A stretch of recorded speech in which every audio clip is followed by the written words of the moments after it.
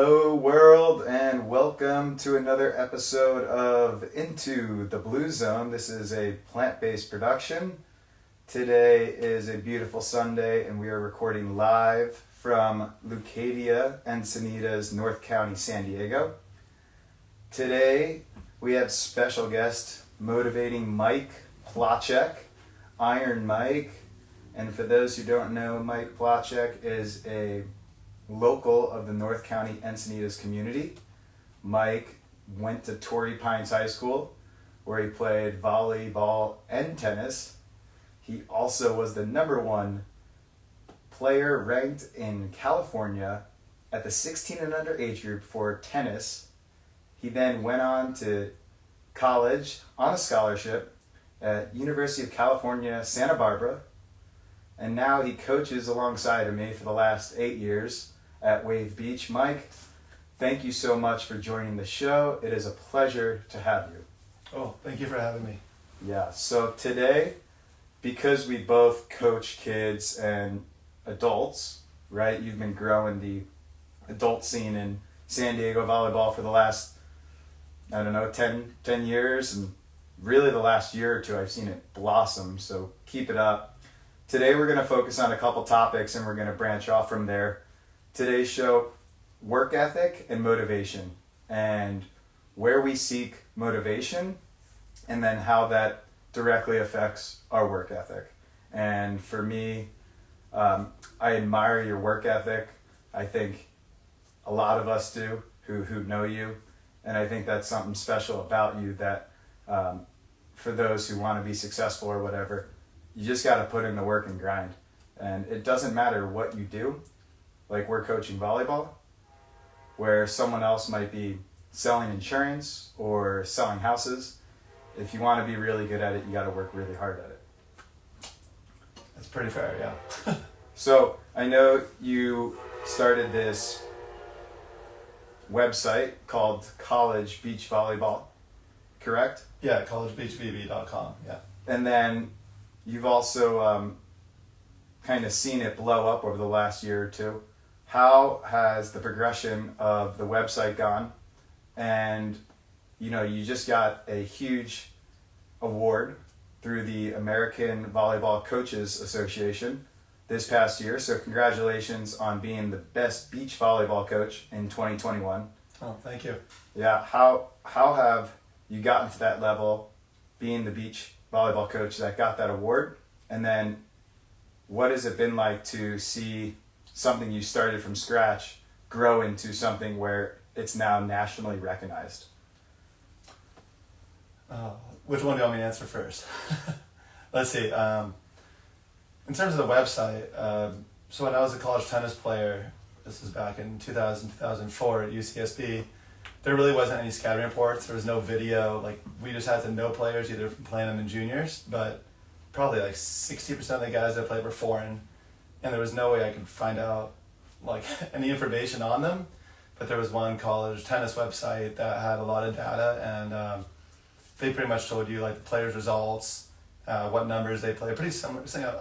I try to model my website similar to like how I, as a tennis player, would, like basically the way I would view it as a tennis player, how I'm hoping that now college beach volleyball players like would use it in the same way. So like if I play number 3 for UCSB and you play number 4 for Cal Poly, you could very well, if we play each other the next day, you could get bumped up to 3. I could, so like I always would want to know who my opponents might be, their height, like who they've beaten, so I kind of have an idea what I'm up against. If I'm playing against a 5'10" guy from Argentina, or if I'm playing a 6'7" guy from New Zealand, it's like a totally different matchup.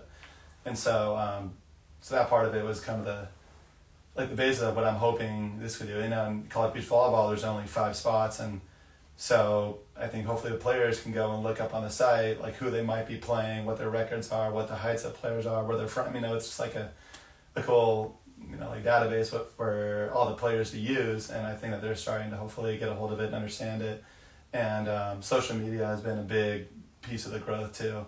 Just trying to reach out to players, reach out to coaches, just try to promote the sport as much as I can. And I think that the players, the whole industry has been way more receptive to it, and the better social media has gotten, the better the website has gotten too. So E.L. Lindahl, that's a former Wave alum that played at Cal and LMU, has been a great help to me. So thanks, Ia, if you're listening. But she's done an amazing job and helped with the growth of that.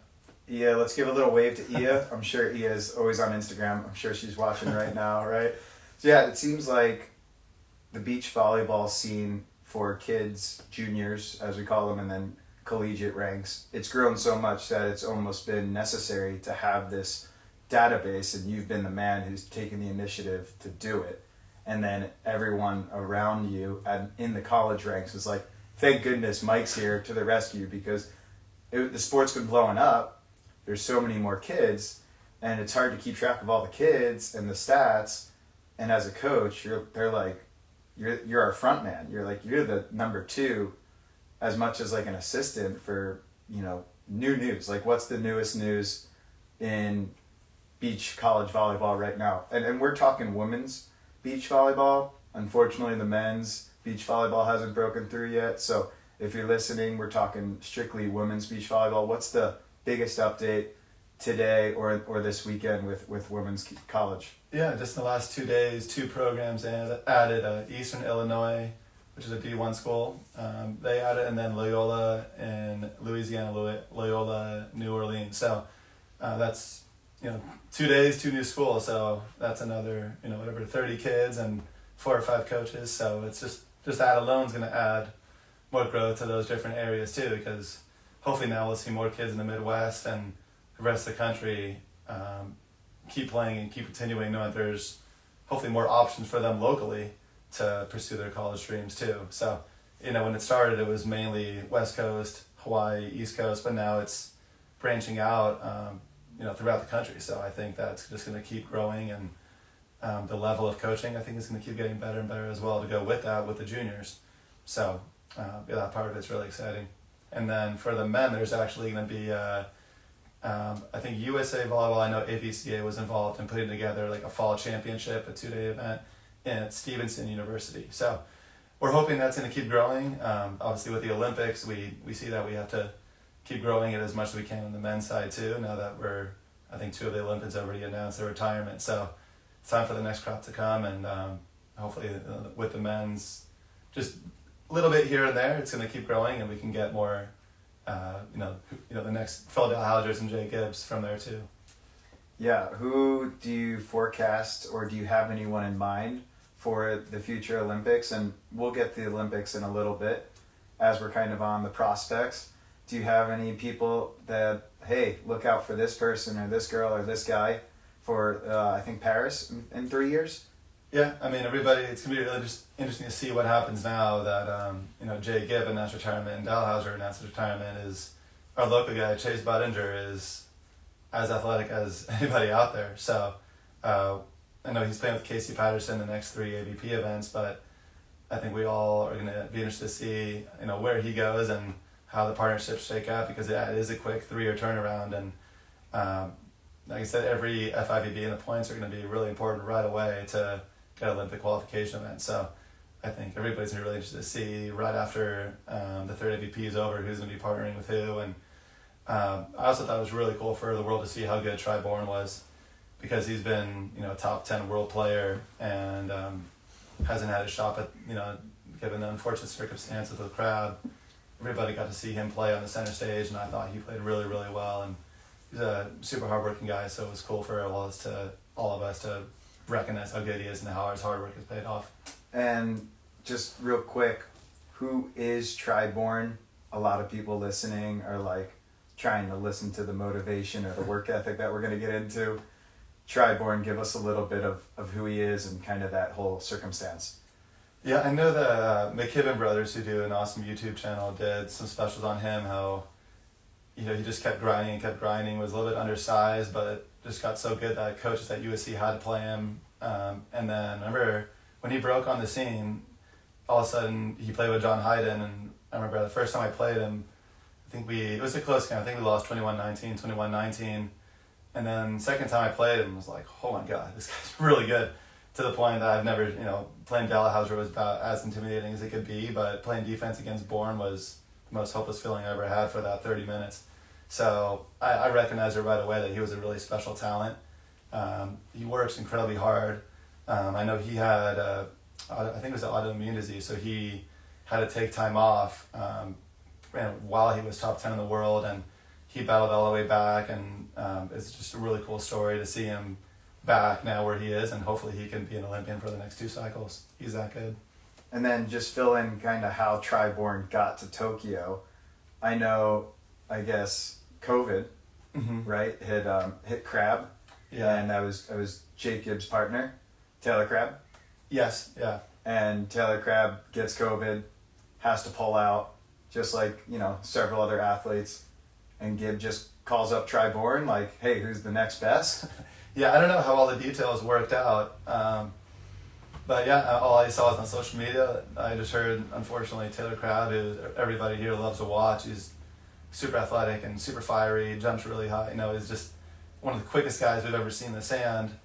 We see the report, he's got COVID, and all of a sudden I hear a report, all right, Tri-Born's on a flight there. So it happened really fast because it pretty much had to be. So yeah, he went there, took the spot, and didn't seem like the stage was too big for him because he's been in that, he's been in the AVP, winning tournaments, and I think he and his partner Trevor Crab, I think were 4th in the World Championships a couple of years ago. So, he's right there. He's used to being on that stage. So I thought he had a really good Olympics, and I think there's more big things to come from him too. Yeah, if you watched the USA men's volleyball, it was Nick Lucena and Phil Dahlhauser, a household name that's been in the Olympics several times. And then Tri-Born just gets the call up here last minute. And unlike golf or an individual sport, beach volleyball, these guys are playing together all the time. There's a lot of team chemistry. So for your partner to have COVID and then not be going to the Olympics after you prepared, Olympics gets postponed, and then you're about to go and you get COVID, that's like demoralizing, I'm sure, for Gibb. So if you watch, they played really well. It was super exciting to see. No excuses like, hey, my partner had COVID, we flopped. They didn't, they performed, and it's exciting to see like Gibb push through, and I'm sure he's like trying to be super positive to Tri-Born is just coming into a funky situation in an already awkward and bizarre Olympics going on in Tokyo. Going back to one more prediction, you mentioned Chase Budinger. Chase Budinger is from the La Costa area, and for those who don't know North County, San Diego, I'm going to ask you a question or two about growing up here. North County, San Diego is kind of this very coastal, beachy vibe, just kind of as you would imagine. It's much different than outskirts of San Diego. There's Mission Beach, Ocean Beach, and Pacific Beach. The North County is very family-oriented, very nice people, super active along the coast every single day. You see running and cycling and all types of nice cars, and then there's the beautiful beaches along the bluffs on the canyons. So Chase Budinger is from La Costa Canyon, or went to La Costa Canyon High School. Yeah, he did, yeah. And you went to Torrey Pines. Yeah, so his brother and I played on tour for a little bit. So his older brother Duncan was, I think, 2 years behind me at La Costa. And Chase was, I think he was a McDonald's All-American basketball player, scholarship to Arizona, but on top of that was the #1 volleyball recruit in the country. So he was that athletic. I remember watching him on TV winning the high school dunk contest. And it was like, wow, that's pretty neat.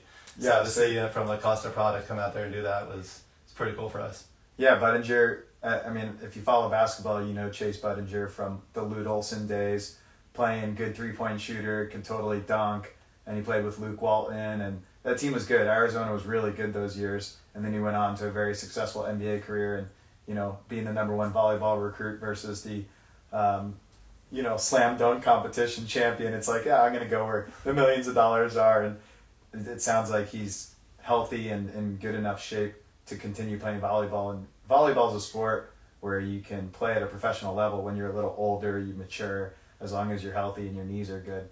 So on the women's side, April and Alex Kleinman, April Ross, Alex Kleinman, congratulations on winning gold, and they kind of did it with ease.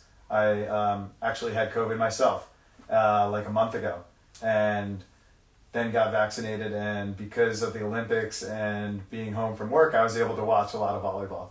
So I followed April and Alex and basically watched every single game, and they won with ease. And April's getting up there in age, and I mean, Alex played great, so super stoked for them. Who do you got for the women's side as a prediction in a few years from now? We coached, and I know you've known a girl named Megan Kraft. Meg Kraft, without putting too much pressure on you right now, phenomenal player. She won the national championship for Southern Cal Trojans this past year alongside of Tina Gradina. Tina Gradina represented Latvia in the Olympics and had a great run, even though they lost to Kelly Clays and Sarah Sponsel, correct? Yeah, in the pole play, yeah. Yeah, so then Gradina wins, represents Latvia. Megan Kraft wins at USC. Like, is Meg Kraft good enough to get there? We both have followed Kraft, and I got to see her win a national championship, 2 of them her senior year. She goes to USC as a freshman and wins and kind of dominates like all year. I mean, you followed her a lot more than I did. Is she good enough to get to the Olympic level? Yeah, it's tough. Yeah, but she's so young, but all the athletes are really young and really good. A lot of it is just who your partner is, and I think that's going to be the big thing too. Is after this Olympic cycle, Sarah Hughes has been a really dominant USA player too. There's just a lot up in the air. Kelly Kalinske and what's her name? Emily Stockman, I think, were a top 12 team in the world and didn't make the Olympics. And so there's a lot of really good players. It's just a lot of it's going to be with the partner shakeups, who's going to be pairing with who, and and it's a points game too, because if you don't have any points, it's hard to get into those FIVB main draws, and like I said, you got to get in those to get points and get finishes to get in the Olympics. So it's a tall task for the younger players to do. I think right now, I mean, a lot of them, I think their focus, for Meg and the rest of those girls is, USC and, performing there and getting their degree, and then just playing tournaments whenever they can in the summer. So I think, Paris is going to be tough for all the younger college ones. But with the name, I mean, there's a couple. Go ahead, throw a couple out there. Yeah, be bold. So Taryn Cloth and Kristen Nuss from LSU, they haven't lost a match. I think they've lost one match in the last year. I mean, it's pretty incredible what they're doing. Cloth is 6'4", I think, and Kristen Nuss is maybe the most high IQ volleyball player I've seen play. So they're going to be, but same thing, they're going to be up against that point game. Is that points game is, they have to get in some FIVB main draws, and then once they're there, get some finishes, and it's hard, because they have to go through country quotas against all the other Americans. So, like I said, it's a tall task, but they're super talented. Then the other USC girls, Julia Scholes, had a real good summer too, with Haley Harvard.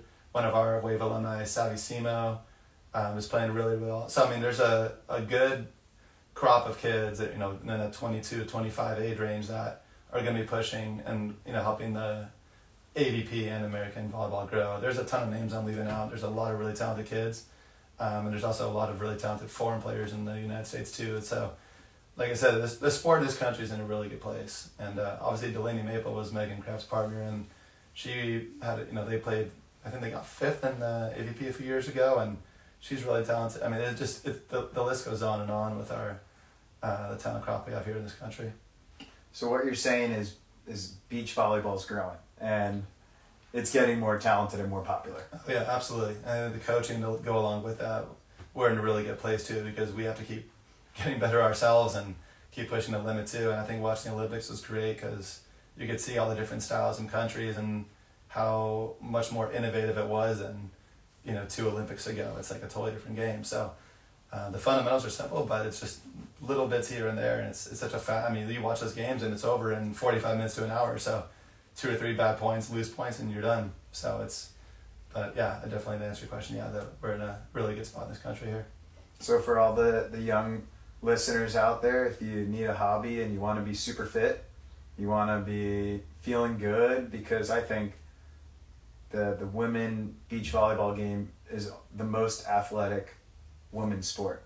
I think it's the most physically demanding, and I think they're the most physically fit at the highest level, and that's what I really appreciate about the sport. For the gender, it's super. You're all super fit. They're all shredded, and you're eating clean, and you got to be super quick. Not to leave out the indoor women's volleyball team before moving on to our next topic. Congratulations to the USA indoor women's volleyball team. They finally won their first gold last night versus arch rival Brazil, and they did it with ease. And I watched the game. Did you tune in at all? I did not know. I have it recorded. Yeah, I watched so all of the men's. So I'll get back to it. Okay, I mean it's kind of like once you get to the finals, it seems like you could relax a little and like, okay, we did it. Now let's just go out there and play, and someone's gonna lose, someone's gonna win. At least we got here, type thing. And obviously you're pushing to get the gold. And we've never really beaten Brazil. We've never gotten the gold in a gold medal match. And Karch Karai, coach, has won 3 Olympic golds. Now he's coached one. And it was cool to see women's volleyball dominate and being like a part of it as our everyday job. And, wave volleyball is crushing it with the women's and the girls' sports there. And I feel like it's just spreading throughout the coast. And then, like you said, Illinois, and what was the other school that just got added? Yeah, Loyola and New Orleans. In New Orleans, like random places are popping up. It's not just the Floridas and the Californias and warmer weather areas. New Orleans is warm. Illinois seems a little bizarre for a place to have beach volleyball added. So the women's volleyball, indoor and beach champions. That's pretty awesome. If you're a woman looking to play volleyball, kind of gravitate towards that. And if you're a coach in the volleyball world, you definitely love to see that. Let's kind of back up a little and rewind from present life to kind of a little more of your past and kind of get to know a little more about you. So you just kind of share, like you grew up playing tennis and volleyball. I saw that for those who don't know the rankings, Mike, you got your A rating, which is a little bit before the semi-pro level. It goes B, A, double A, triple A, and then open. And triple A and open are about the same, and B is basically like a novice level. So Mike, you got your A rating at 13 years old?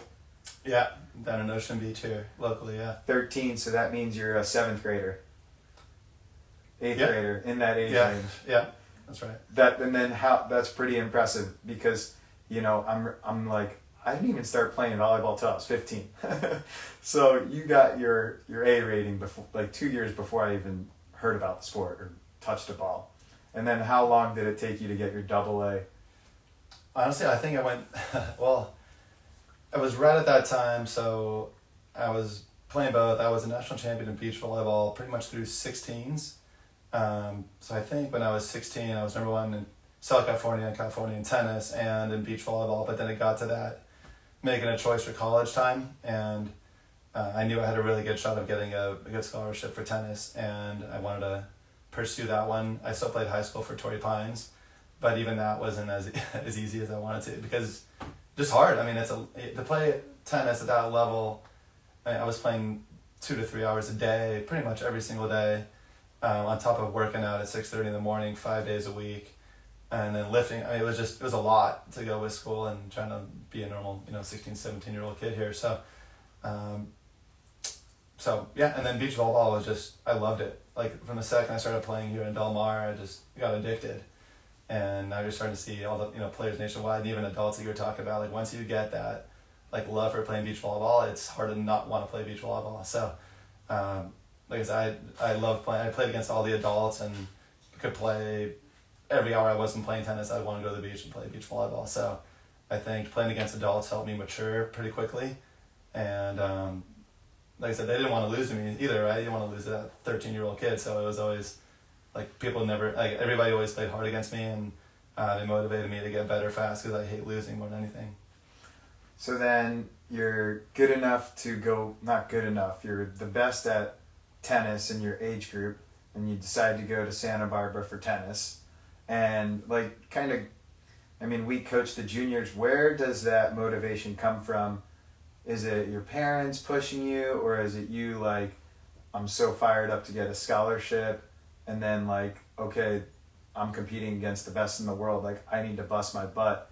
Where did that motivation come from? Because maybe it set that like that programming, maybe it developed some programming and like instilled good habits in you, like at such a young age when you're impressionable, like, hey, you're 15, 16, 17 and you're getting up at 6:30 in the morning. That's going to translate throughout your life. You know? So where did you find that motivation? So for me, honestly, I had bad back pain when I was 13. So I had to pull out of the national championships in tennis in the 14 and unders. So I couldn't get up one day. Like we just had the best win of my life in doubles, and the next day I couldn't move, and that's like, wow. 14? I was 13 years old at the time, and 14 and under. Overplaying? Like, do you remember? I was so... Just tweaked or something? Yeah, and I didn't do any postural stuff. This is before all the working out time. I was just really talented and played a lot of tennis, but I really didn't like know how to take care of my body. Mm-hmm. And so I was going to chiropractors, PTs, didn't have the success I wanted, and almost trying to do too many things. And then finally, we ran into Pete Agoscu at the Agoscu method here. It was locally here off High Bluff in Del Mar. And he looked at me, like, watched my posture, watched me walk, and he's like, I'm like, what happens if the ball goes down low to your backhand? I'm like, I slice it. He's like, well, yeah, you have to, because you can't stabilize any weight on your left hip. I'm like, I tried it and messed around. I'm like, oh my God, you're right. Like, and so he basically broke down my tennis game and told me why I can't hit backhand and how much better I can get when I can actually like lower the weight, balance on both feet, and not have my foot externally rotated. And it was like totally eye-opening to me. And my mom, who had arthritic hips and was bone on bone, was able to delay her surgeries for, I think, almost 10 or 15 years by working with Pete and doing the program. And she, long story short, so I think this is kind of important to share. So when during beginning of COVID and quarantine times, there was the talk of like, what's essential, what's not essential. So I remember the trainer that used to train me back when I started at Agoscu, his name was Harlan Savare, and he was a former NFL coach and player. And like he was the most impactful person maybe in my life besides my parents and my training. And so I keep thinking like, how our personal trainer is not essential, because like had I not had him start and like see these pro athletes work and the college athletes work, like I said, that was my driving force at the beginning to realize like this is fun, like to see how hard these athletes work to get to be on TV. He was the beginning of my like love for working out. And so yeah, I still miss him to this day. And my mom ended up taking over that program, and same thing, all these pro athletes kept coming in, and just to see how hard they worked and the fun that they like brought to working out was really unique, because I don't think people see the fun side of it too. It's just, you hear, I don't want to go work out today. Like there was never a day that like people came in and didn't want to work out. It was always fun. I was always looking forward to it. And so that's, pretty much started thanks to Harlan and thanks to my mom getting that physical education like job at the Agoscu method.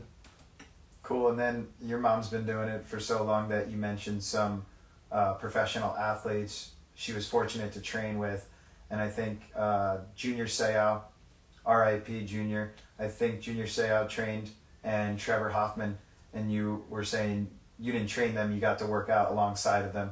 I'm sure they brought some fire, and I guess when you're working out for a living, you got to find ways to make it fun, just like we have to find ways to make it fun when we're coaching kids. If you're dragging whatever, they come in, crack a joke, and I'm sure you got to see that. So what was it like working out alongside of one of the best linebackers to ever play?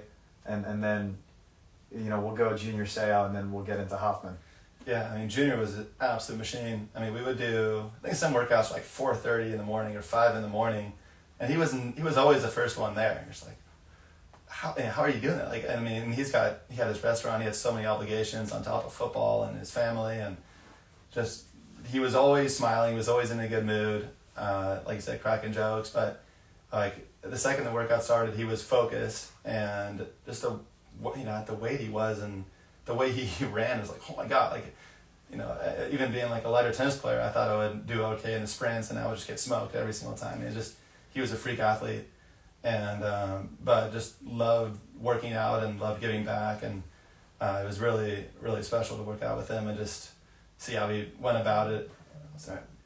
So, but yeah, I told our kids recently one of the stories how these local stairs right here in Solana Beach, we finished a long stair workout, like a ton of running, and we're at the very bottom of the staircase, and it's like a zigzagging, I think 10 flights up, and like 10 legit flights. Stone steps? It's a little bit further down, just Okay. past our Dog Beach area, and Okay.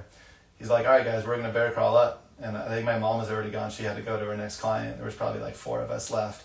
And we looked at him like, are you kidding? Like, I can't even move my legs. And he just started going backward bear crawling up these zigzag stairs. And I was like, oh man, okay, we're doing this. Backwards.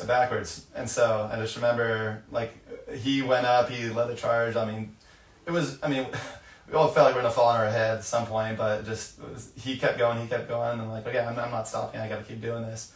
And so that was one of those, like, not even the point of my life, just like, if you really want something to happen, like, you're just mind over matter. And we all got to the top and we all had a nice breakfast after that, but that was cool to just, you didn't have a choice. Like, Junior's doing it, you're doing it. And so every one of us made it and cheered the next person on, and that was a cool moment in life, thanks to him. Yeah, it's like everlasting. It's always ingrained in you, like that, like, vision of Junior Seau going backwards, up steps, like, shit, if he could do this, I gotta try, and, go from there. And then, you said workouts would start at like 4:30, and then all the obligations he had going on, like, was not just working out. He had a restaurant, I guess. I mean, I think that just kind of goes off of priorities and making first things first. Like, he was, a professional athlete, and then a bunch of other things. So first thing first was, hey, I gotta get up and train, and it didn't matter, because then he has time to do whatever else. So in life, you got to figure out, hey, what's most important? Who am I? What's my job? Where's my passion? What do I love?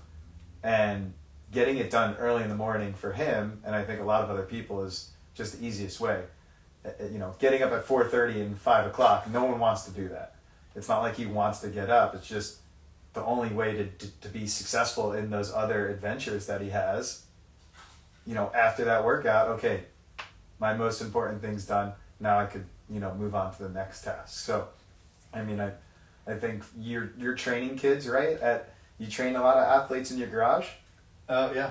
And then what time do you start? And these are like, just so the listeners could kind of understand, they're like 15, 16, 17, and 18 years old? Yeah, I have all ages. I mean, right now a lot of the college kids are back training, getting ready, so I mean, I had some very highly motivated kids starting the workouts at 6 a.m., waiting for me in front at 5:45. So, yeah, I'd be coming back with my Starbucks and I already parked in my driveway ready to go. So it was pretty inspiring to see, the kids really wanting to be that good and sacrifice sleep and everything else to get there and work out and get strong. So, but yeah, I mean, I work with kids, and then one of my oldest clients I had, I think, was working out with me until he was 84. So that's the fun part of training, is you could, everybody's got their own goals and their own reasons and what they want. So, yeah. And then in your garage, I know you had a Junior Seau jersey framed, and then a Trevor Hoffman. I don't know who else, you trained alongside with. Trevor Hoffman, arguably one of the best closers in Major League Baseball history. That's pretty big stuff there if you're a baseball fan, regardless of who you are. That's big stuff. What do you got on Trevor Hoffman? I know you said you just hung out with him today or yesterday? Yeah, he has a house down at the beach in Del Mar here, so I got to say hi to him and introduce my kids to him, so that was really cool as they started going to Padres games. And he's, same thing, he's a workhorse. He's really strong, really flexible. I mean, it was just almost like he'd always be the teacher's pet. Like when we did all the yoga stretching and stuff like that, he was always more flexible than all of us. And we would have a point system with all the other athletes, and there was a lot of pro baseball guys. And so when my mom would run the class, if she ever corrected you, you would get docked a point. If you ever got a positive statement, or wow, that was a good, whatever it is, you would get a positive point. And most of us would finish a negative, and Trevor was pretty consistently the winner, and so he was always a teacher's pet, but he was just more flexible. He really just took care of himself at another level, but yeah, he was an incredible athlete that even for a closer, people wouldn't think, but it's pretty incredible to see how well he took care of himself and how hard he worked, but he also was probably the funniest guy there too, cracking jokes, and it just made working out really fun.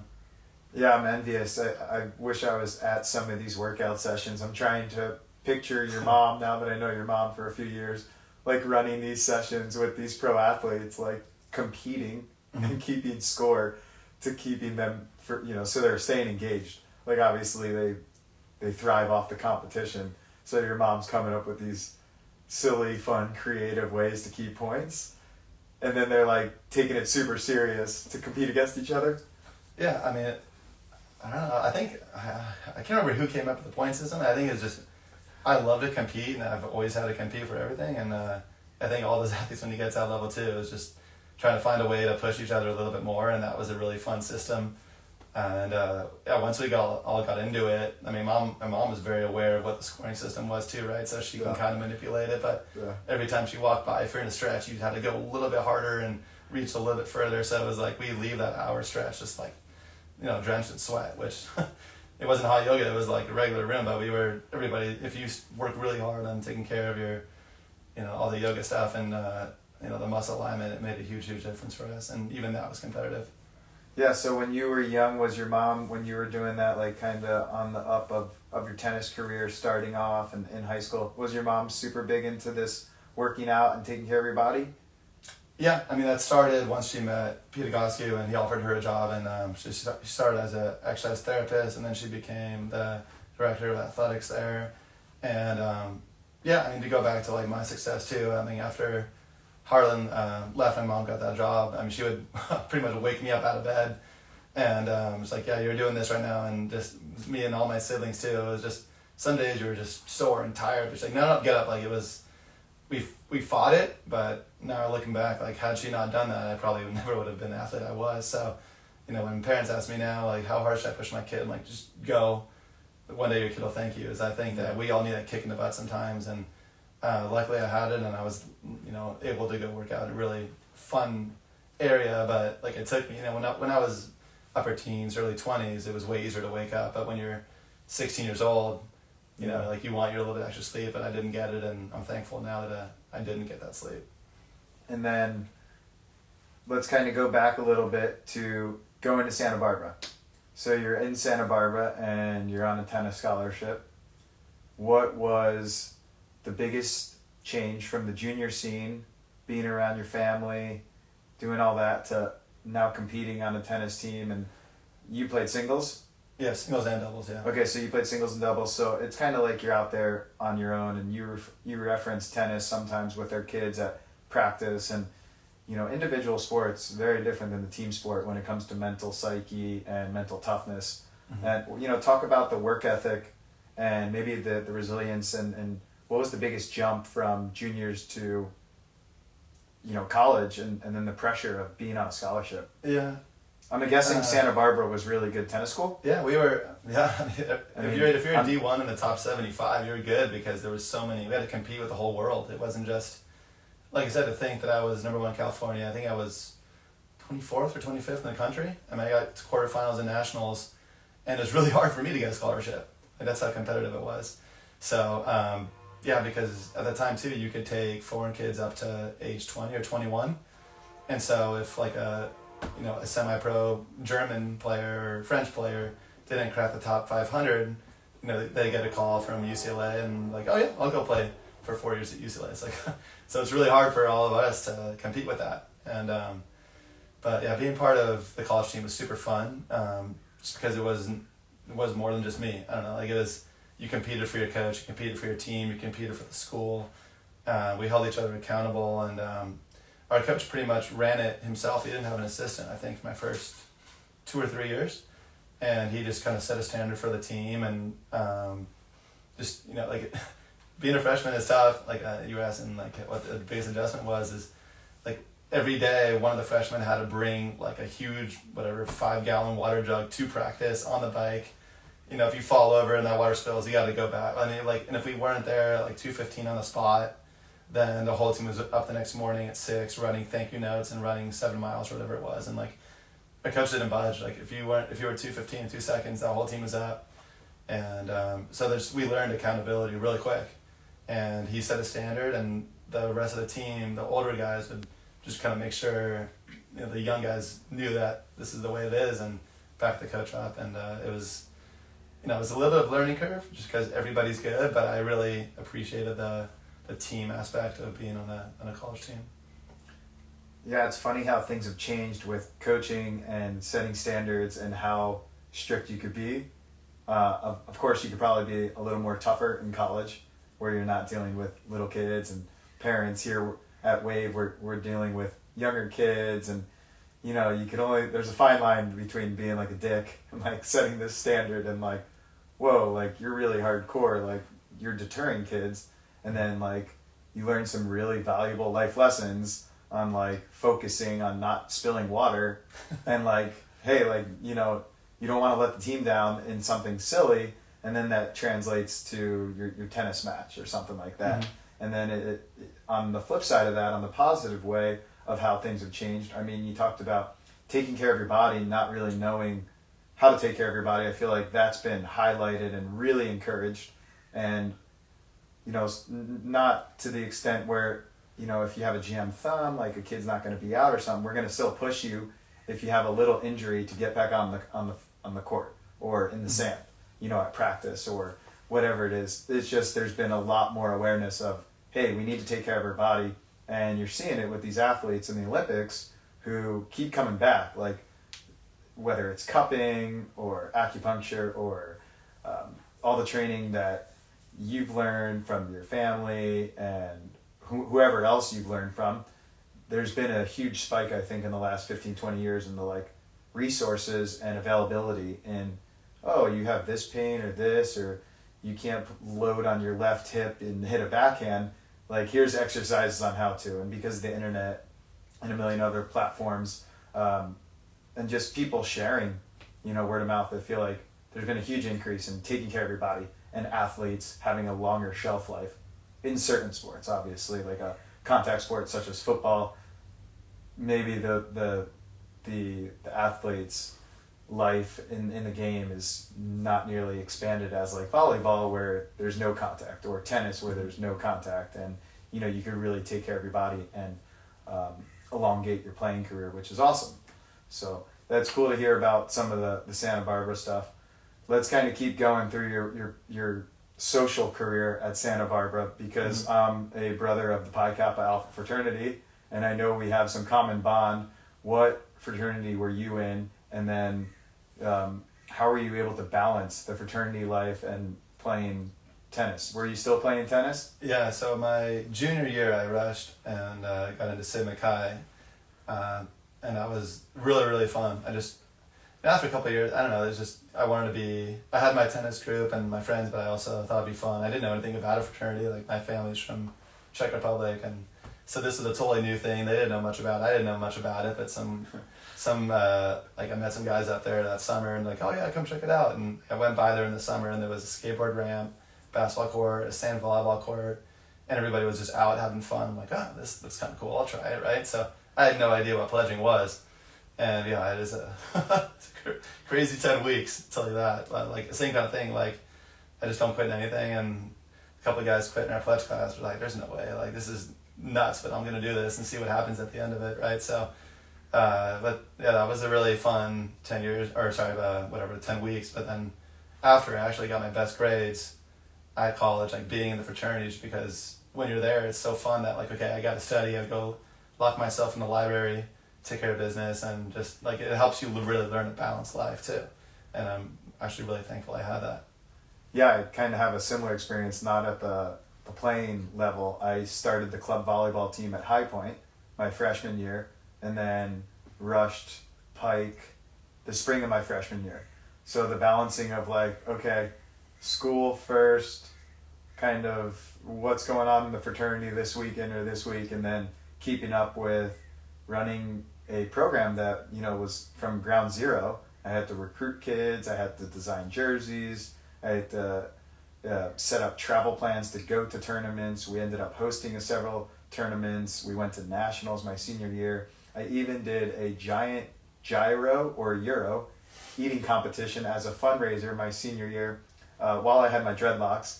And if you YouTube like Kazi's, Kozzys. If you guys are listening, YouTube Kazi's Giant Gyro Eating Competition. My friend recorded it and it's on YouTube, so that's kind of funny. So the balancing act, and I totally get that with life. An episode ago, I had a guest on, Chantal, and she's a new mother, and she was like going from that, kind of lovey-dovey stage with your guy to now being a mom. We talked about balance a lot. Yeah, it sounds like we found a lot of good habits in college. Just like, hey, I got to balance, like, okay, tennis comes first, okay, like partying comes first. All right, my grades are suffering or my grades are doing good, I can slack off here. And no one's there to keep you. Your parents aren't there to keep you accountable. No one's like telling you what to do. You have like a little bit of this structure with the program and the tennis program and like accountability, like seeing other guys and talking about grades. No one's like on you though, like, hey, you're on your own. Mm-hmm. So I'm sure that was a lot, and it was a lot of fun. Sounds like the Sigma Chi's were lucky to have you. Give me your best pledging or fraternity story that you can share with listeners without, again, the fraternity is a secret. I do have one story in my mind that's kind of fun. We got to share some of them. Pledging, obviously, I'll keep my mouth shut, but honestly, my favorite time in the fraternity was on the weekends. We would like set up decks on like next to the volleyball court, and we would just rock music, and we had a speaker right there by the sand court, and it was 60 of us, and other people would come, and we would just play ace and play volleyball, and those were the best times ever. So like when people talk about fraternities and the partying and all the like frat boy stuff, it's like I don't understand, like those days are, I always look back at like some of the funnest times in life, just having fun with everybody, playing volleyball, and just like I said, it was just such a cool environment. Like it was almost like playing on like when I played in the pro tour, just having that like energy around you because everybody always wanted to beat me. So that was one of my favorite times. And to go back to work ethic, like I was so driven to be a pro beach volleyball player even when I was a college tennis player. So I remember one morning, I woke up at 7 o'clock to go to run stadiums, and on my own, we just had a party the night before, everybody's sleeping. I walk outside, and one of the guys' Jeeps is completely filled. It's like an open air Jeep, like completely filled with trash. And just like stuff everywhere, like looking at it laughing, like, oh, I can't wait till he wakes up and sees this. And went on and ran my stadiums, but just like stuff like that. Every day we wake up and it was always something funny. Like we had an air gun phase. I don't know if you ever had those, but like we would, and those little like pellet guns. Yeah, the airsoft. Airsoft guns. Yeah. Airsoft was. Oh my gosh! Right. So everybody had goggles, and I remember, like they would black out the house at like 2 p.m, and I remember just coming home for like right before tennis practice, and like having to like sprint into my room, lock my door, sprint, like cause people would just pop you at any time because nobody knew who was. It was just like fun random times. It was just. Those 2.5 years were really, really cool for me. Keeps you on your toes. Yeah, I never know what's next. We had this football, and I'm pretty sure my pledge class was the last year to have the football. And you all signed the football, and, you rotate which pledge had the football, and just we're going to Daytona Beach. So the brothers are like, hey, we need to have a big meeting before we go to Daytona Beach. And, of course, it's my day to have the pledge class football. And, like, I show up, and it's like, lions just like ready to jump me and like take the football. So we show up to this little house, and it's like right on the main street of like the university at High Point, and like it's just in the open. It's not like it's concealed, whatever, and I'm like walking around, and I'll never forget Eric Gerbert. He like kind of starts walking around and like starts following me around the car, and like we have 12 pledges at the time in my pledge class. One kid also quit, and I was thinking the same thing you were, like, oh, I'm not dropping no matter what. And before you know it, it's like Eric just like kind of comes at me and like jumps right at me. And there's probably like the most brothers in this area out of all year, because we're like going to Daytona Beach for spring break. So like everyone's there, and that usually doesn't happen. And there's probably like 15, 20 brothers. There's like 12 pledges, and before you know it, I'm like on the ground, on the driveway, on pavement, like put the football under my stomach to just like conceal it, and like laying on the ground. And I basically had this like Spartan shield of pledges of my brothers like over top of me to protect me. And I like see fingers start like falling into like, and I'm like punching fingers, like pinching people, and I see like Steve Myrick just take Paul Sutherland, if you guys are listening, and Steve just tosses Paul like into bushes. It was pretty epic because it's just like a huge dog pile on top of me for like a really long time. And you know, I was getting a little anxious, you know, after like minutes go by, like, all right, I need to breathe here. So, and they didn't get it. They didn't get it. There was no way they were getting the football. Although they did get it one time when it was raining, and actually the brothers didn't even get it. Another fraternity sent their pledges like dogs. They sent their pledges on one of the kids and jumped them, and they stole our football. And the Theta Chi's, they jumped one of our pledges when a lot of the brothers were, and the pledges went to like a horse race. It was like this annual horse race thing, and you know, half of us didn't go, and the Theta Chi's jumped Steve or whoever, took the football and like put a knife in it, ripped it in half, and like the brothers like were going to retrieve it, and then we started running back to the fraternity house for who knows whatever happened after that in the rain, and that was a rough session. All right, enough about the jokes and the entertainment. Let's kind of get back to a little bit of the work ethic. Again, you've been listening to Into the Blue Zone, a plant-based production, and special guest Mike Placek. Am I pronouncing that right? Placek? Yeah, you're one of the only people that ever has it right. Yeah, Placek from the Czech Republic is on the show today. And Mike, it's been going great. We'll go for a little longer and then let you get back to your two kids, right? Elle and Luke, and amazing Steph. And how long have you and Steph been married? We got married in 2013 in Bahamas. It's a pretty fun destination wedding. Nice. And then you can't forget about the big dog, Oppo, who I've been, missing. I house sat for you guys a couple times, I think. And Oppo's golden retriever. I feel like the golden retriever, and maybe Oppo in particular, should be the symbol of America. The way we're going, like, no one has a bald eagle. No one sees bald eagles. Yeah, no, he's such a good dog. Everyone. He's so good with our kids, too. I'm shocked that... my son goes and just, holds him in headlocks, and he just, looks at him and smiles. It's like, this is incredible. You're so weak. Yeah, I'm constantly stressed out, freaked out that he's going to bite him, and he takes it and likes the energy. Yeah, Oppo's, this just amazing-looking golden retriever, and I feel like the golden retriever is, just so symbolic of dogs as a whole, and I think America could go to a golden retriever as the symbol instead of a bald eagle. That's just me, because everyone has dogs and we all love our dogs, and no one eats their dogs. So all right, let's move on a little bit more here. So you're done at UCSB. We're kind of going in chronological order here. So you're done at UCSB, and you finally get this opportunity to pursue your volleyball career. You put tennis on hold. Yeah, or tennis is kind of in the past now. You graduate from tennis and move back to volleyball. Yeah, I always played beach volleyball in the summers just because that was my dream. I always wanted to be a pro beach volleyball player. And so the second I lost my last match, I think I broke all my rackets except one, luckily, because I had to stay one extra summer and quarter at UCSB to finish up.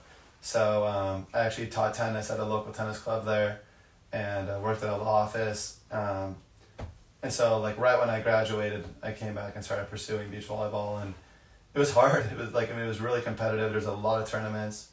And then actually I got a job offer after 5 months. I wasn't doing as well as I hoped. And I went to work at the AVCA method, and they had a franchise in Chicago. So I went and ran that for a year.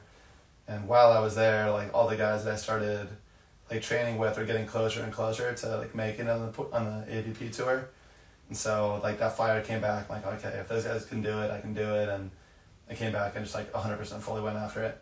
And then once I got that little bit of success, it just got better and better. So, but it's hard. That's one thing right off the bat is playing in pro sports is really difficult because you don't have that same support system like you do in college. You're on your own and you got to put your own money into it. If you don't have sponsors, it's a grind, especially in a sport where you don't get any contracts. If you don't win, you don't make money.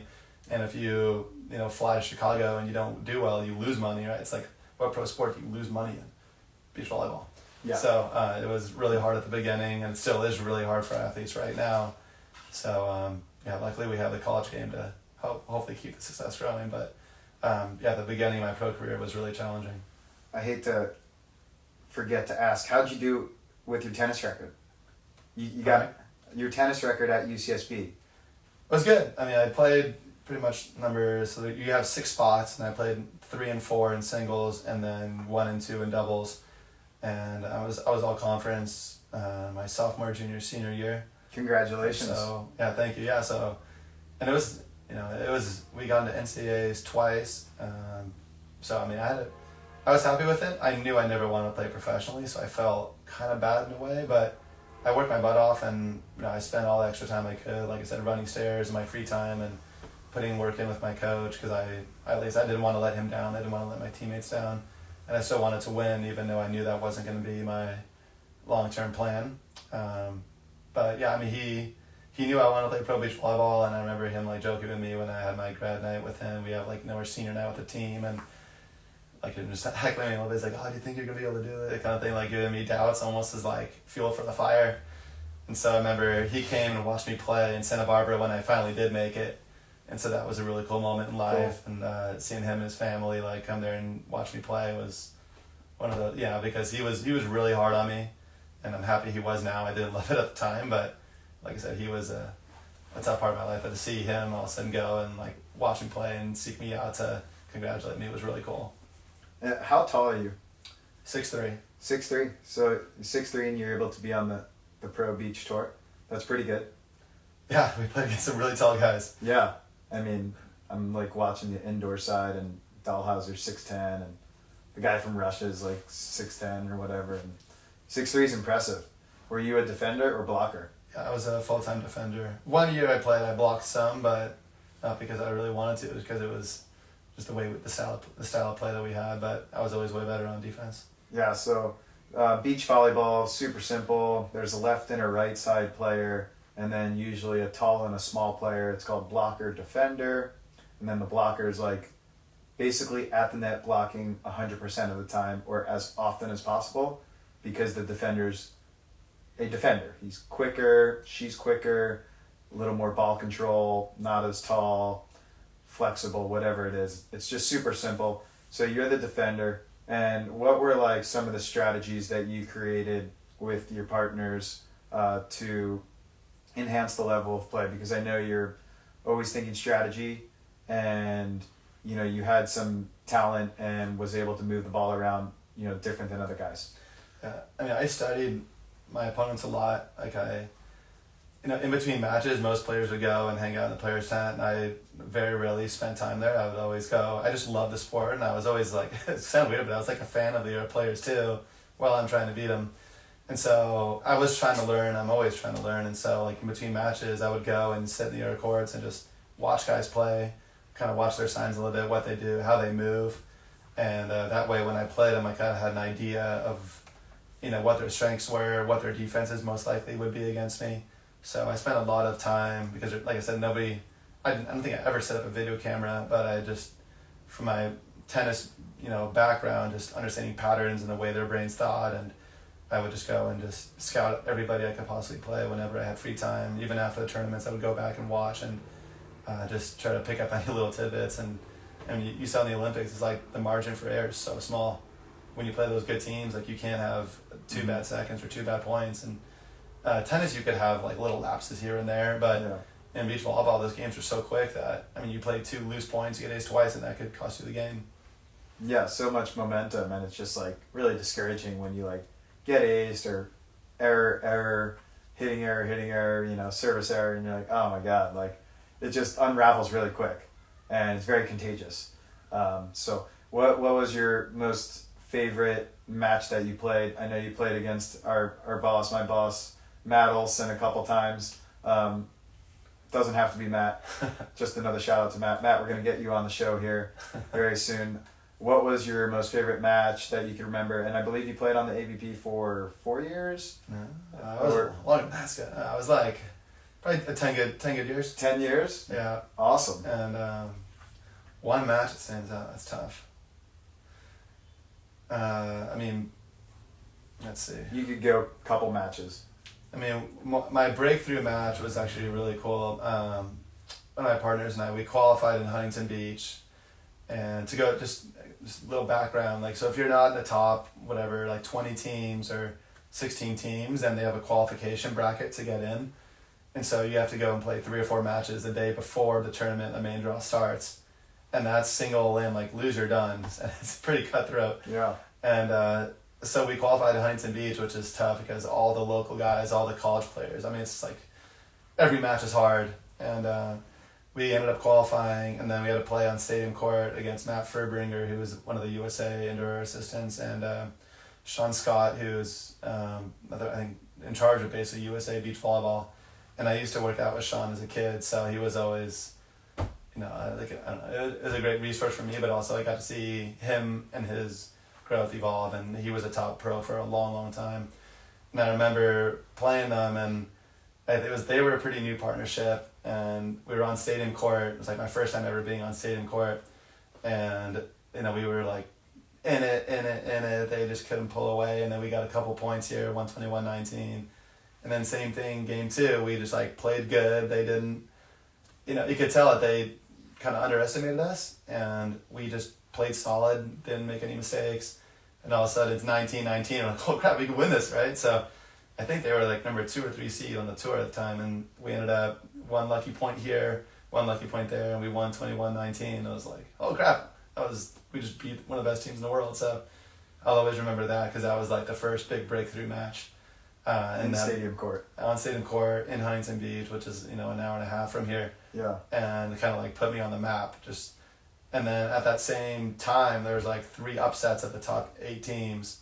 And so now all of a sudden there was that shift of the pros had to come watch all the younger guys because all of a sudden, like, yeah, we could play, and we were working really hard to get to that level. So I was happy. That was like a big day almost for like the future, or like my era of the pro beach players. So that, and I played some night matches in like an Atlanta stadium, and that's like such a cool feeling. If you ever get to play a night match in front of a crowd, and every once in a while you get like Atlanta, you would never, I going in, I didn't know what to expect, but this like stadium was just like pumping at 10 o'clock at night. So I'll always remember just being in that atmosphere and like not being able to sleep until 3 a.m. because I was still like so wound up on energy being in that environment. So those 2 I'll always remember. Awesome. Yeah, I miss the days of like beer being served at AVP events, and now you can't drink at all, and it seems like the crowd's a little more mellow, and you were playing in like such an epic time where, you know, there was a loyal fan base, and people knew you, and it was a very personal sport. There's only 1, 2 people on the court, 4 people on the court, and it's like, he's my dude, like, or no, I don't like you, and they'll let you hear it, you know, they're right there. All right, let's keep it rolling. You got a little more time? Yeah, hopefully my mom and my kids are okay. Yeah, my mom's babysitting right now in a pool, so. Okay, cool. You got that taken care of. So where do you seek like motivation out, like kind of daily these days? Or for me, like I kind of come across on whether it's social media or some books I have, or what's really touching for me is like those E60 sports stories or Real Sports. Real Sports comes out with, on HBO, comes out with like a new hour-long episode once a month, and then in that 4 segments there's something pretty touching. And I kind of try to seek out motivation when I feel like I need it. For a while there, when I first moved out here, I was super motivated and like just couldn't get enough of it, whether I was, you know, taking a shit in the bathroom and like having a book of motivational quotes or whatever. Like, do you seek it out, or kind of is it like been kind of ingrained into who you've become throughout the years and your competition and your training?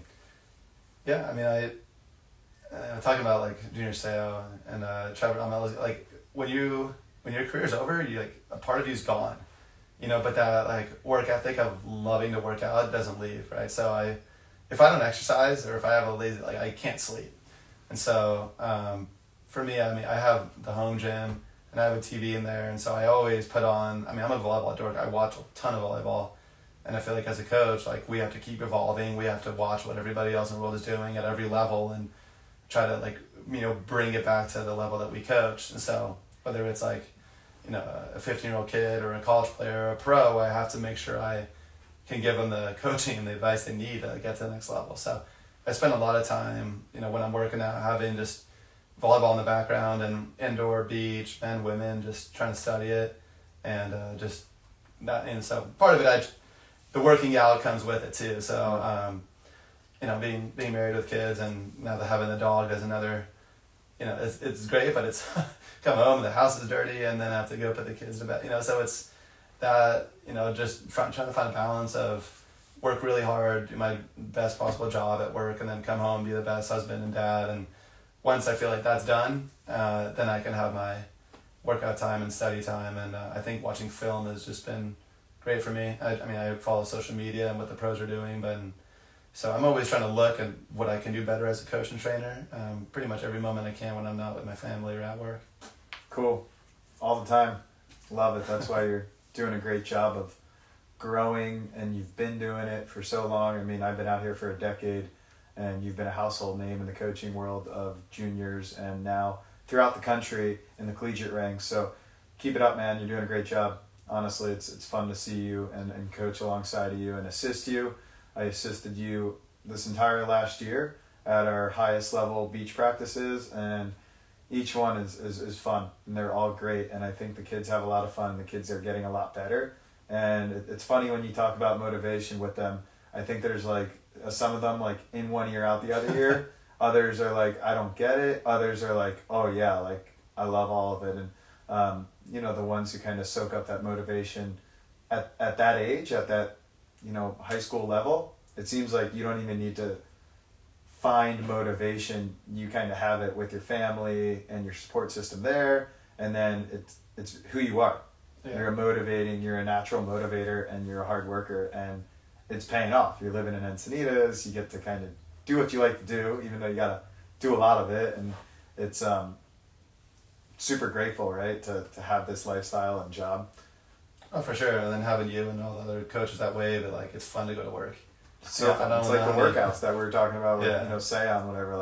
When everyone's there, when we have the A team, and there's an A- team. When the A team's there, it's wow, this is work. I could do it all day, every day, and it's super fun. Even though the sun's just beating on us and burning our skin, and you got kind of the European Czech, skin tone, so you're good in the sun. I hope so. Yeah, I think that's my biggest fear of doing what I'm doing. It's I kind of mentioned that I had COVID probably a month ago. For those who are listening, I think it's important just to let you know I'm 31, plant-based, work out a ton as well, and it was a fever for 4 or 5 days. Unfortunately, it was super hot during that stretch, and I don't have air conditioning in my house, so I think that was the worst part. It was really hot week in the summertime, and then kind of shook it after a little headache and definitely some muscle fatigue or some muscle soreness, and was pretty tired, very fever. I guess they call it the flu. I don't know, I would just call it a fever for a lot of days. Basically, flu-like symptoms, and fortunately I haven't had any lingering effects. So I just wanted to share with those listeners and with you, as people who haven't had it or who have family members. I was curious as to, I wonder what it was for someone. It was pretty mellow for me. I think a lot of it was psychosomatic and oh shit, I have COVID, your heart starts racing and what's going to happen to me, and your family's worried for you. And, unfortunately doctors don't know. And hey, drink water and rest and then eat healthy and just ride it out was the advice I got from doctors. So it's not like you could do much. And then I got vaccinated, feel good about that. I'm excited to see my brother and my nephew, little Hendrik, for the first time in a few weeks. Got to book a plane ticket. So, hopefully we could beat this pandemic. It was pretty lame watching the Olympics without any crowd. It was cool in the volleyball sense. You got to hear the players talk, and I watched badminton and all the other sports. And did you watch Brazil? They had their middle, Lucas, the big middle. He had a mask on. Mm-hmm. I would be curious. They kind of alluded why he had a mask on. He has family, and I mean, you're playing it safe, right? I get that. I just found it interesting because all the athletes are vaccinated and they're like in superb shape. They're the best athletes in the world. Mm-hmm. And then there's no one there. I mean, I guess I don't know what after the gym and the volleyball match or the practice, like I don't know where he actually walked to the center or the apartments or dorms or wherever he stayed. I just found it really fascinating that he was playing in a gym where really no one was except for his teammates on the other team. Mm-hmm. Everyone being vaccinated. Hey, I mean, circumstantial, everything's circumstantial with this because I don't have kids, and if you just had a newborn, you're going to approach it very differently. If you have kids, if you had it, if you're this, that, it's all, I guess he was just playing it super safe.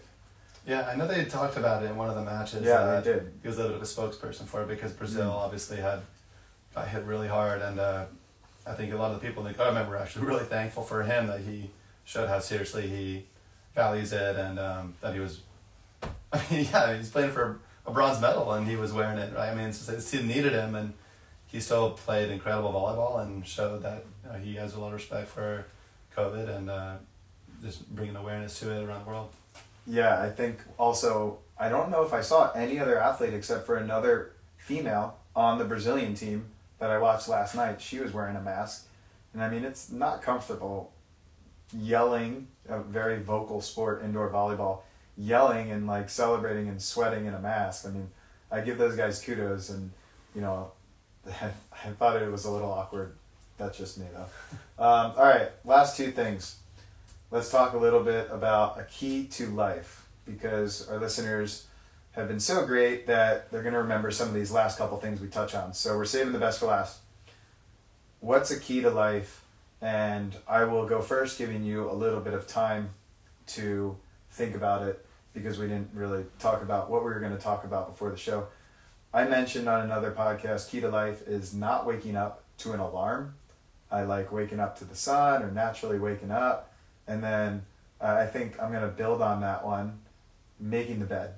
I think for me, making the bed, it's the only place I sleep. Like, you got to make the bed. And ironically enough, my bed's not made right now. So I'll be honest, the bed is not made. Totally extra hour of sleep and just didn't do it today. And that's okay, because it's like, as one of my other friends, 90-10. Like 90% of the time, you try to be great and perfect, and 10% of the time you're not, and you just go with it. So was that enough time to give you key to life? I mean, it could be something simple. Someone said like just taking a breath and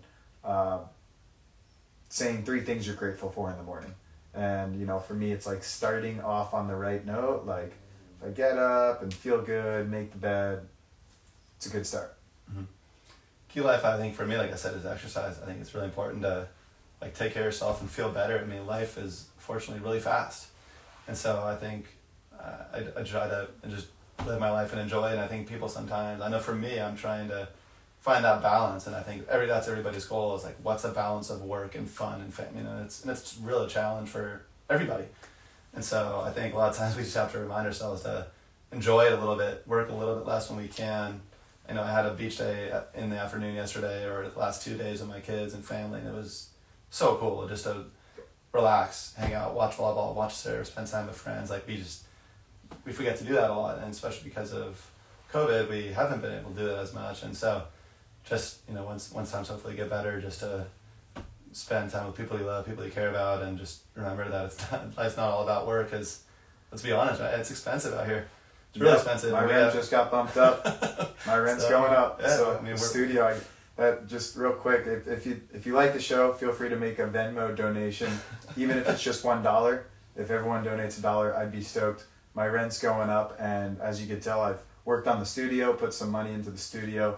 I hope you like it and comfortable. And yeah, it's expensive, and you're not going to be on your deathbed like, oh, I wish I worked more. Right? Like, no one ever said that. It's like, oh man, I wish I worked less. Yeah. So, work a lot, and then find that balance where, hey, like, I've earned, like, you're confident that you've put your work in, that you've earned like a vacation or a weekend or whatever it is, something small. Yeah. No, I mean, part of my work, I love to work. I mean, like I said, I love coaching volleyball, I love coaching with all you guys, and just, I feel like I want to basically work as hard as I can, save my money, and go spend it on a trip with my kids and my family, and just getting to travel whenever I can with my wife. It's just before we had kids, we went to Thailand, and I'll always remember that trip. Like, it's so cool to go travel and see those foreign countries, and so that's kind of my main motivation is work hard as I can, but then just get to live and just see what the world has to offer, because there's so much cool stuff around the world. So that would be my... You're spot on. I mean, of course you said exercise. You're motivating Mike. You're Iron Mike. That's a great answer for this podcast. So thank you for putting exercise out there. I really just would love to see the media, whichever media platform, like, encourage exercise, guys. Like, hey, COVID's out here. Diseases are out here. Let's exercise more. Like, we need to see that in any shape or form. We need to see, like, hey, let's hit the gym, or go for a run, or wherever it is. Like, if you're in Minnesota, go ice skating. If you're in California, go running and surfing. Wherever it is, we need to see some, like, regional, like, encouragement towards exercising to beat COVID, and then also to, like, prevent further sicknesses. Like, if you're working out a ton and eating well and you get this virus, hopefully the majority of the time it's not going to really affect you as bad as someone who's not exercising at all.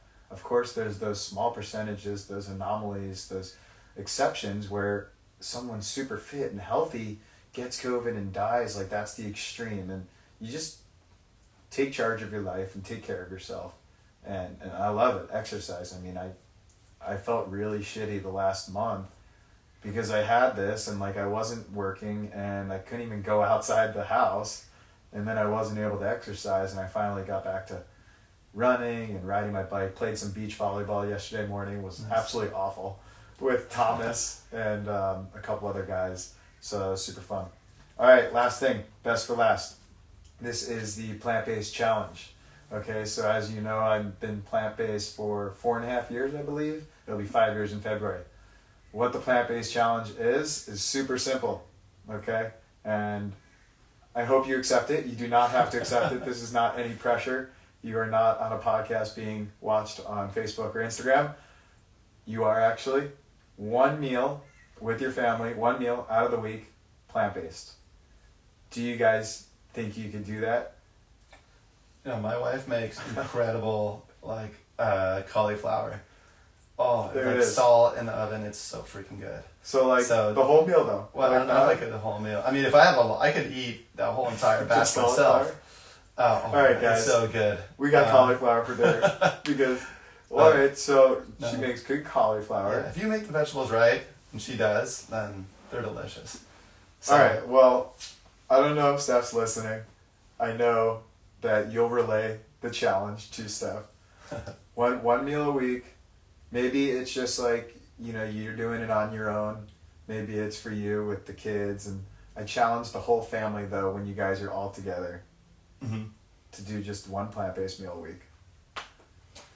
Talk to the kids about it, see how they feel. Oh, geez, like that. I mean, their diet is mac and cheese. Don't do that. Oh. Mac and cheese. People Don't talk to your, what are they, your 5-year-old? Please don't ask your 5-year-old, hey, you want to do a plant-based? Like, just go, hey, here's cauliflower, here's figs and dates and whatever else. Figs, that's a good idea. I miss figs. Get back to this. We gotta get one meal. I'm gonna check in on you too. All right. Sounds good. Without too much pressure. Thank you, Mike, for joining the show. It's been super fun. I have no idea how long we went. It felt like this is an appropriate time to kind of wrap it up. Oh, thank you so much for having me. Yeah, again, you've been listening to Into the Blue Zone, a plant-based production, and special guest Mike Placek. Again, if you enjoyed the show, feel free to do a donation on Venmo at Skylar Heyman. Thanks, Mike. Have a great rest of your Sunday, and go Phillies. Thank you. See ya.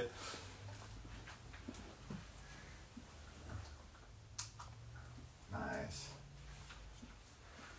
There we go.